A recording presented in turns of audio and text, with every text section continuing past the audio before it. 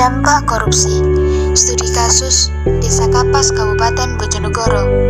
Korupsi merupakan perbuatan yang dilakukan dengan maksud untuk memperoleh keuntungan yang bertentangan dengan tugas dan hak-hak orang lain, atau bisa diartikan sebagai penyalahgunaan wewenang untuk menguntungkan dirinya sendiri.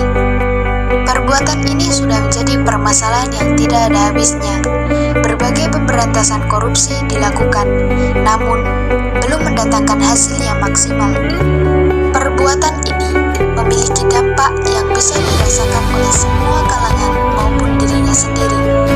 Dampak korupsi bukan hanya menjalar pada satu segi kehidupan saja, namun juga berbagai kehidupan negara.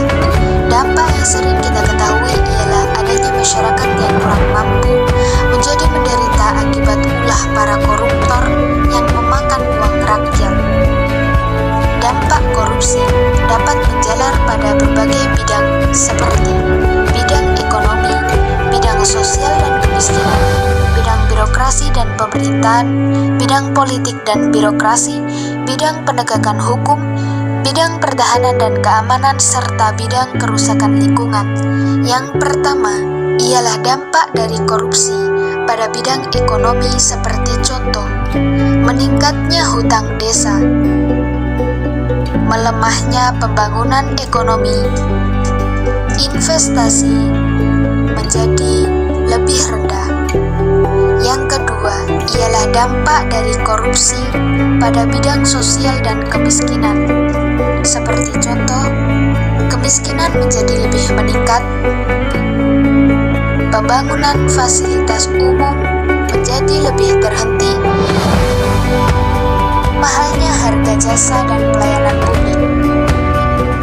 Yang ketiga ialah dampak dari korupsi pada bidang birokrasi dan pemerintahan, seperti contoh ketidakadilan dalam pemihakan hukum.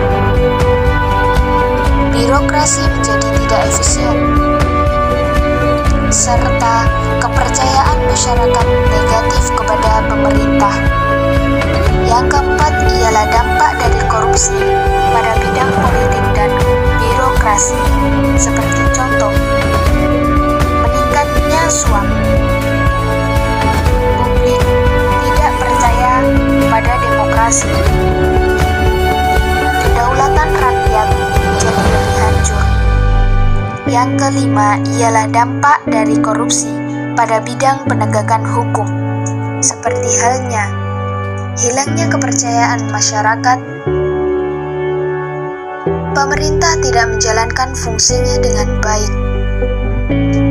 Yang keenam ialah dampak dari korupsi pada bidang pertahanan dan keamanan, seperti contoh lemahnya sumber daya manusia, menguatnya kekerasan pada masyarakat.